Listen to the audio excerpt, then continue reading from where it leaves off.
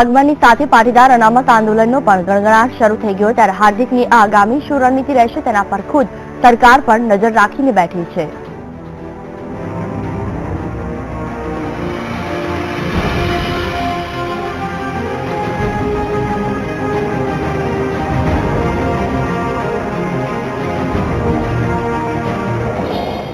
શાંત પડેલા આંદોલન ગણગણાટ ફરી શરૂ।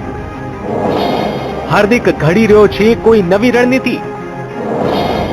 આંદોલન પાર્ટ 3 નો થઈ ગયો શંખનાદ। 6 મહિનાના વનવાસ બાદ પાસ કન્વીનર હાર્દિક પટેલની ગુજરાતમાં વાપસી થઈ ગઈ છે ત્યારે પાટીદાર અનામત આંદોલન જે છેલ્લા 15 મહિનાથી મંદ ગતિએ ચાલતું હતું તેનો ગણગણાટ ફરી સાંભળવા મળી રહ્યો છે। હાર્દિકના ગુજરાત પરત આવવાથી પાટીદાર યુવાનોમાં પણ ઉત્સાહ અને નવો જુસ્સો દેખાઈ રહ્યો છે। આંદોલન ધીમી કે સ્પીડ નહીં પણ આંદોલન મક્કમ ગતિએ આગળ વધશે અને જ્યાં સુધી પાટીદાર સમાજને અનામત નહીં મળે અને ન્યાય નહીં મળે ત્યાં સુધી કોઈ પણ સંજોગોમાં આંદોલન ચાલુ રહેશે। 100% ભાઈ હાર્દિક હવે ગુજરાતમાં આવી ગયો છે તો યુવાનોમાં અનેરો ઉત્સાહ આવી ગયો છે અને એક હિંમત મળશે એટલે આંદોલનની ગતિમાં થોડી તીવ્રતા 100% આવશે।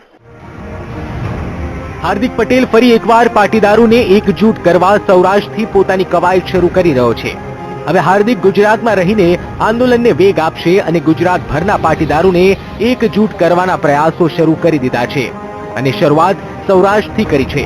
ગુરુવારે રાજકોટના જસદણના કમલાપુરમાં દિનેશ બાંભણિયાના ઘરે રાત્રિ રોકાણ કરશે તો શુક્રવારે સુરેન્દ્રનગરના લખતમાં પાટીદાર સમાજના કાર્યક્રમમાં હાજરી આપશે। પાસ કન્વીનર લલિત વસોયાને ત્યાં લગ્ન પ્રસંગમાં હાજરી આપશે સાથે જ શહીદોના પરિવારજનો સાથે મુલાકાત કરશે।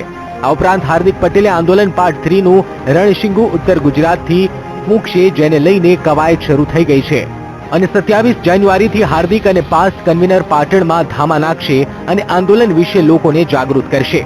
ત્યારે આગામી સમયમાં 2017માં ગુજરાત રાજ્યમાં વિધાનસભાની ચૂંટણી આવી રહી છે ત્યારે હાર્દિક હવે શું રણનીતિ ઘડે છે તે જોવું રહ્યું।